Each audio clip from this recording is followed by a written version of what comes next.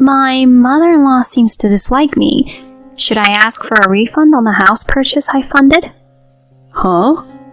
My husband was perplexed, but when I revealed a certain fact, his attitude changed dramatically. Is that true? My name is Jamie, and I'm a 35-year-old remote worker. I've been married to Daniel for 3 years. We met during university, not dating at the time. We started dating when we met again at a reunion of the club we belonged to. After about a year of dating, we decided to get married. Since I had been focused on work and had no dates, marrying him felt like a miracle. I truly believe he's the right partner. Our married life has been enjoyable, and even now, 3 years later, we feel happy. However, recently, a significant change occurred in that happiness. It started with my father-in-law's health issues. He is not yet in need of nursing care, but he has to make frequent visits to the hospital. My mother-in-law asked us to move in with her because she was worried about her old age and other things. Since I didn't have a negative impression of my in-laws, I didn't oppose when my husband brought up the idea of cohabitation. We've been married for 3 years now, and we've had our fair share of life as a couple. I thought it would be nice for my in-laws to live with our grandchild when we have one. When I agreed to living together, my husband was extremely pleased. Thank you so much. Mom and Dad will definitely be thrilled. For the sake of our in-laws and seeing my husband happy, it was good. After that, we moved from our previous place to live with our in-laws. Dad, Mom, I look forward to being with you from today. Likewise, nice to meet you. I'm truly sorry for causing inconvenience because of me. No, please, don't say that. That's right. Supporting each other is what family does. Right? Thank you, both. My father-in-law used to be active, always full of energy, enjoying outdoor activities like mountain climbing and fishing when he was in good health. So the current situation with his health issues affecting his legs and back is quite shocking for him. I felt the need to take care of his mental well-being, and thus our cohabitation life began. At first, I thought things were going really well. Mom, I've prepared lunch. Oh, thank you. That's a relief. Today, the hospital was quite crowded. I'm really hungry now. My mother-in-law expressed gratitude when I did housework. My father-in-law did not yet need care, but he had to be accompanied to the hospital, and my mother-in-law was having a hard time, so I wanted to support her as much as I could.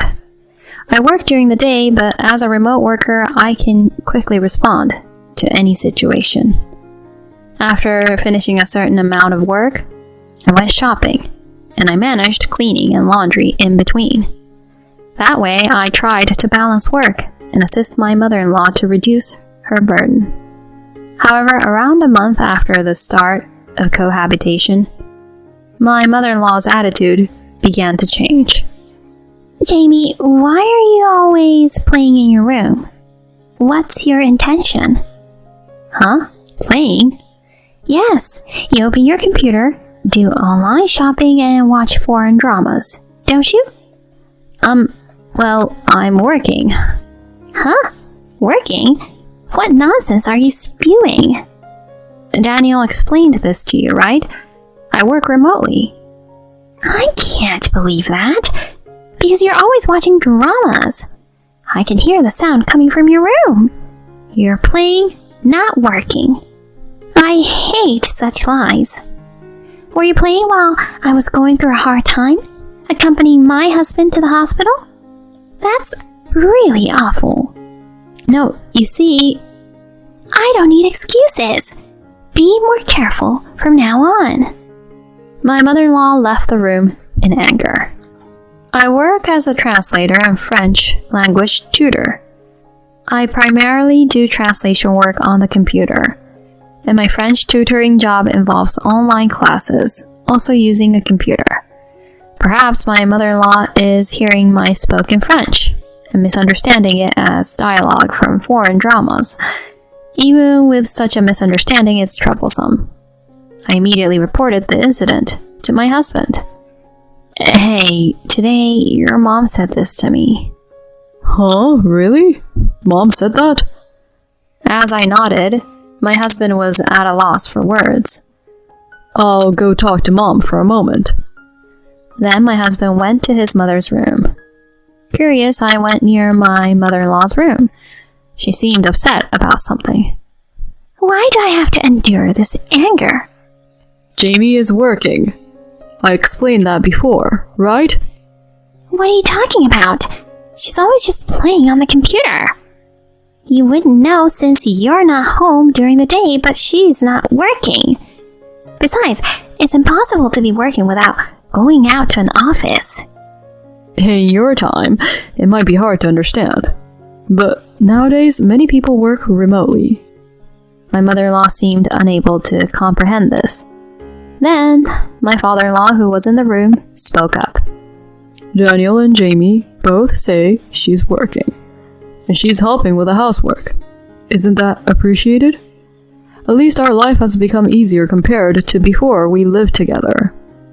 "That may be true, but... Okay, fine. I won't blame her anymore." My mother-in-law reluctantly agreed. Hopefully she'd be quieter now. After this, my mother-in-law didn't say anything particular to me. However, at the same time, she stopped showing any kindness. "Jamie, lunch? Oh, forget it. You must be busy with work, right?" "No, I can take a lunch break and make it." "Oh, really? Can you freely interrupt work so easily? I find it suspicious." "Well, if you say you're working, I have no choice but to believe it." My mother-in-law kept making mean comments like this every day. However, since she didn't interfere with my work, I couldn't discuss it with my husband much. Constantly complaining to him wouldn't put him in a good mood, and it might seem like I was overreacting. So I decided to endure the slight teasing. From then on, despite all the complaints, I continued to work and do my chores properly. And then I realized that it had been a year since we started living together. My husband seemed quite busy with work, and recently he had been working overtime more. I did my best every day not to burden him. However, my mother-in-law's attitude remained unchanged. Moreover, taking advantage of me working hard for my husband, she started imposing various tasks on me. As a result, I ended up doing all the housework lately. All my mother-in-law does is accompany my father-in-law to the hospital, and that's only once a week, so it's pretty easy. Yet my mother-in-law keeps nagging and complaining about me. "Are you playing around today, or are you actually working? You're always staying at home and hardly ever going outside. Are you a shut-in? How about going out a bit? Should I ask you to go to my husband's hospital?" "No, I have work to do." Sure. Work, right? I understand. Working or just watching foreign dramas?" My mother-in-law continued to berate me as usual. It happens all the time when my husband and father-in-law are not around, and she makes other snide remarks about me. "When are you going to give birth to a child? When will I see my grandchild?" I've discussed it with my husband. Right now, it's a period where we're both focusing on our careers. "Work again? Our requests are never taken seriously. What do you really think of your parents? Daniel, you're surely being deceived by her." Why did I have to hear such things? I was getting fed up with the constant bullying. Amidst all this, my husband and I achieved a certain goal. It was regarding our savings, and together we managed to accumulate enough money to buy a house. My husband and I had been planning to purchase a home for a long time, and finally seemed like we could make that dream a reality. However, there was one problem we faced during this time. It was about living with my in-laws. Considering the current situation, if we bought a house, my in-laws would also move into the new home. I wasn't fond of my mother-in-law, but my father-in-law was kind, and above all, I was concerned about his health. So it seemed reasonable to continue living together. But honestly, I didn't want to endure my mother-in-law's bullying any longer. When I thought about it, I came up with a certain idea. Hey, when we purchase the new house, I have a suggestion. How about making it a two-family home? Huh? A two-family home? Yeah, that way your mom and dad and we can all have our privacy, and each of us can have spacious rooms. I think it would be great. Certainly makes sense. The current place is a bit cramped. Besides, I come home late, and I worry about waking up my parents. See? That's why I think a two-family home would be better for our new place. Alright, let's do that. I felt relieved that my husband agreed. When my husband discussed the idea of buying a new home with his parents, they were both pleased. What an attractive idea! I'm so happy! But is it really okay? Wouldn't a new home be something a couple would want to live in alone? Don't worry about that. Exactly, dear. We're still living together now, so getting a new house won't change anything. Oh, but I'm thinking of making the new house a two-family home. Huh? Two-family? Why two-family? Living together as we do now is just fine, isn't it? Well, my job is demanding and I come home late, so I want to be considerate of both sides. Besides, having a two-family home means we each have more space, and if we make your side barrier-free, it'll be much easier for you, Dad. When four adults live together, things tend to accumulate, and if, in the future, Dad needs a wheelchair or something, having limited space would be inconvenient. Also, though we don't have plans for it now, when we have kids, living separately might be safer. Little kids tend to run around a lot, you know? This isn't cohabitation. Well, isn't it fine? I think it's okay if Daniel and Jamie proceed as they wish. Are you saying that too? Daniel and Jamie are the ones looking to buy a house, and they're making it a two-family home so we can live nearby. You should be grateful for that alone. Natalie reluctantly agreed after being told that by her husband.